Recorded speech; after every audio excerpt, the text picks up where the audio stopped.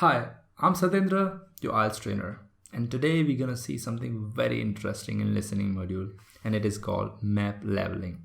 So you have to level a map, or you have to provide information about the map through the audio. Okay, let me just explain what this map leveling is. You will be listening for directions, you will be listening for information in a map, and you have to fill some information in a map which is not complete. So for an example, we have a map here. We'll see example in detail with proper drawing. Don't worry about that. I'm just showing you here. We have a map here of a place. We have some buildings and there are some missing answers. This is number 11, this is number 12, and you'll be listening to an audio. Now in the audio, in the exam, you'll be having options. Now choose these options, which one is fitting to which one, 11 or 12, using the direction they are providing in the audio. This is how you level a map. Okay, it's not that difficult for a reason, because I guess after practice it gets easier. But originally it's not that difficult because you don't have to read much in this kind of question. If it is getting difficult for you, definitely you are missing the technical part of the question. That means you're not using the right tip or right technique. Once you go through this video, it will definitely get easier, trust me, compared to the last time. Okay, now there are two types in listening for the maps, right? The first one is when we have question in the image, and second one is when we have question outside the image. What is the meaning of this? Let me show you an example. Here, if you look, we have question in the image. 14th is the number of question, 15th, 13th, 12th, 11, all are the number of questions. Here, options are outside the image, as you can see here. So you'll be listening an audio and try to fit which one is correct for 11th, either A to I, again for 12. So the person who is here will be talking first about, we are standing at the entrance, and then when we go straight, on the left comes, let's say, multimedia room. So the answer for 11 is F. I'm just giving an example. I'm not saying exactly that's the answer. Now, if we look at the just opposite, we have a computer room. So we have computers here, number C. That's how they're going to play the audio. I'm going to show you a real example. Don't worry about that. This is just to show you what are the types in this kind of question. First one is question in the image, right? Why do we have to do this? Understanding the types, we'll see later. Second one is question outside the image. Now we have taken the same image. What if 11th is here, 12th is here, 13th is here, 14th is here? We don't have this all, okay?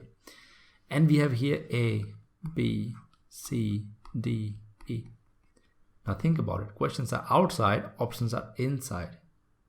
The difference between these will be, now let's go back to the previous one. When I'm playing the audio, you must be knowing by now, if you're listening to all the classes, that audio always plays in the sequence of the question, not the options. So what's going to happen? I'm going to play from 11 to 12. I'm going to give information from 11 to 12, and then 12 to 13, 13 to 14. I can talk about fiction and seminar room, but I can never go to 15 without talking about 14. You understand my point? 14th to 15th, like this. It will always go in the sequence. However, in the case of here, that is outside the image, the sequence will be followed from here because questions are here. So this might get a little bit difficult because let's say I talk about art collection, which is here, and suddenly I jump to here. Or I could jump here after that because there's no sequence following in the image. However, it is there in here, outside the image. So if you get this kind of question, you are lucky. If you get this kind of question, well, it's fine. After practice and understanding some tips, you can get it done. Now, let's see some examples so that you can get accustomed to the question type. This is the example which you have seen earlier, but definitely the answer I provided you is not the correct one. I just guessed it to make you understand. So don't just write F there, all right? Good. I'm going to play the audio so that you can go through it. Good luck. You will hear the librarian of a new town library talking to a group of people who are visiting the library. Okay, everyone. So, here we are at the entrance to the town library. My name is Anne, and I'm the chief librarian here, and you'll usually find me at the desk just by the main entrance here. So, I'd like to tell you a bit about the way the library is organised and what you'll find where. And you should all have a plan in front of you.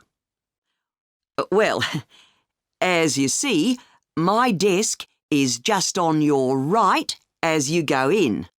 And opposite this, the first room on your left has an excellent collection of reference books and is also a place where people can read or study peacefully. Just beyond the librarian's desk on the right is a room where we have up-to-date periodicals such as newspapers and magazines. And this room also has a photocopier, in case you want to copy any of the articles. If you carry straight on, you'll come into a large room, and this is the main library area. There is fiction in the shelves on the left, and non-fiction materials on your right, and on the shelves on the far wall, there is an excellent collection of books relating to local history. We're hoping to add a section on local tourist attractions too, later in the year. Through the far door in the library, just past the fiction shelves, is a seminar room, and that can be booked for meetings or talks. And next door to that is the children's library, which has a good collection of stories and picture books for the under 11s. Then there's a large room to the right of the library area. That's the multimedia collection, where you can borrow DVDs and so on. And we also have CD-ROMs you can borrow to use on your computer at home. It was originally the art collection, but that's been moved to another building. And that's about it. Oh, there's also the library office on the left of the librarian's desk. OK. Now, does anyone have any questions? Yes, thank you, sir. All right, so we are back here. Let's see the answers. Yeah, I hope you're ready with your book and your answers after listening to the audio. So the answer for the first one, which is 11th, is H. Well, pretty far from what we guessed. Reference book. For 12th, we have G, which is periodicals. 13th is D, which is local history collection. Please don't write full answer as the answer. Just write the option. Option is correct. 14th is B, children's books. And 15th is F, which is multimedia. Okay, this is 15th. So I hope you got all correct answer. If you didn't, go through the instructions or pointers and do similar examples and see how it helped you. Okay, let's see the pointers or the tips that can help you to go through this question. Tips in here are very important for a reason. Most of the people are missing this kind of answer or are missing this kind of question type because they understand English, but they might not be understanding the directions itself. So let's see. First of all, never ever miss the origin or the starting point. It is very important. Without that, you might not even know where the audio started. So this is where we started talking about, and we have a whole image here. If we don't recognize where the starting point is, where are we gonna go? I don't know, we'll miss here, we'll jump there or here, and it's all messed up. I have seen people starting their listening in maps, and when they start, if they miss this point, they get almost 5 to 6 incorrect out of 7. The reason is they don't know what is coming next. Okay, so let's take an example here. If the audio is being played from here, you should be knowing. What if the audio starts from, all right, we are at the librarian's desk. You should be knowing. Pay close attention to the initial part. That's really important. Okay. Now the second one is most common mistake is people don't follow. people don't follow the instructions. Instead, they look at the picture.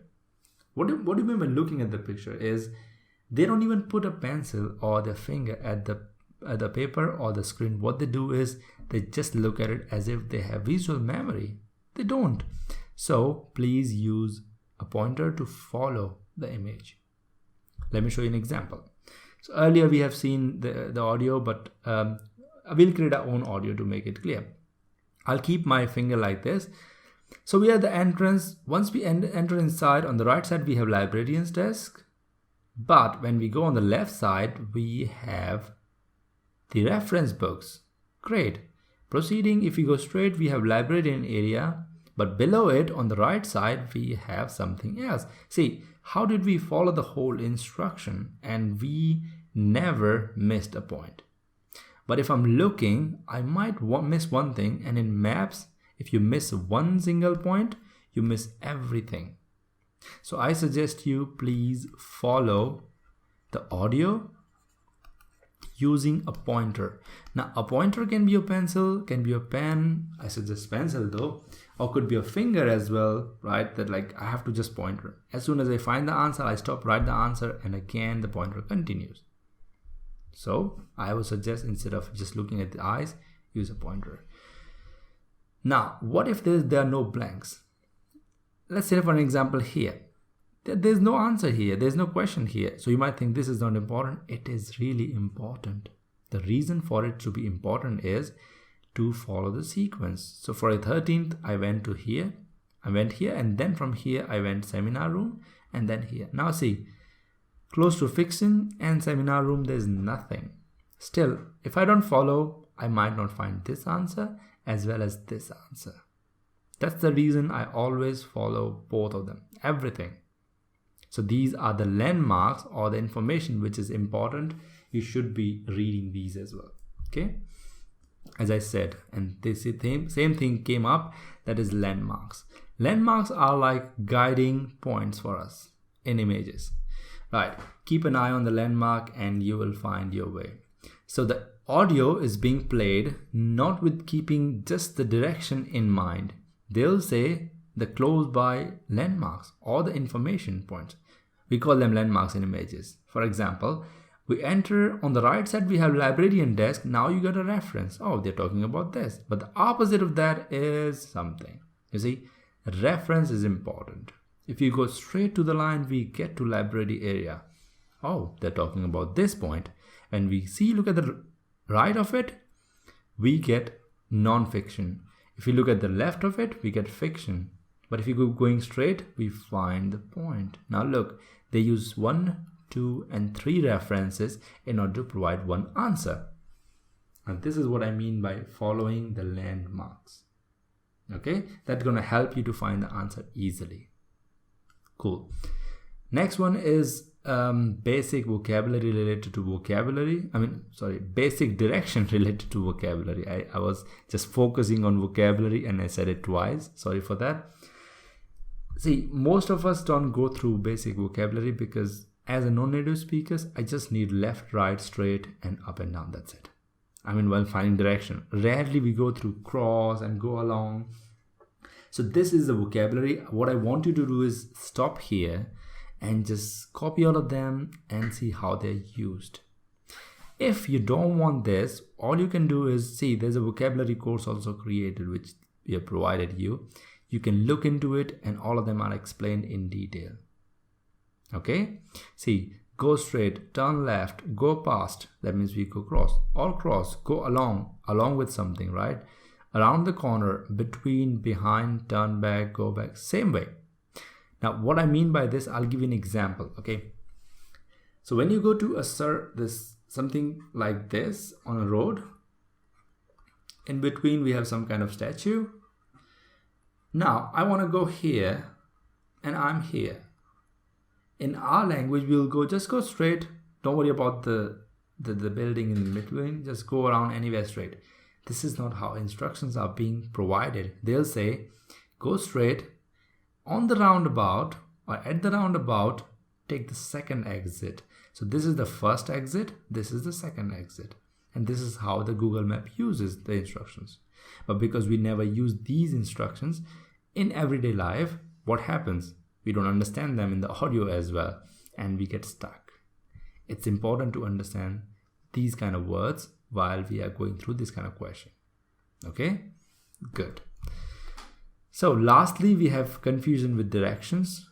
What I mean by confusion with directions, biggest confusion actually are east, west, north, and south. While we are in a hurry, we are listening to an audio, we might think of east as west, or we might not be able to point out. Okay, my logic says is use your country's map. For an example, look at India itself. We have north here. If north is here, automatically on the right it's east, on the west, on this side is west. So if north is here, definitely east is here, west is here, south is here. You must be knowing your country as well. Keep your country's map in your mind and you will never make a mistake in west or east. Right now, stand here where you're standing and visualize your country's map. So think of your country's map in your mind. And where you're standing, you just find one direction. Rest is all gonna get easier for you, right? Good. So that is how we're gonna do, okay? I hope you understood what we were trying to make you understand. That is the map, how to level the map, all the types, and something new that we have to follow and how to look for landmarks. Actually, it has some practical information as well. What I mean by practical information, you might use it on the road next time when you go out, right? Not just IELTS, right? So finally, IELTS is proving beneficial to you in your normal life. And I hope the video helped you in IELTS as well as normal life. So for now, enjoy yourself. I'll see you later. Bye-bye.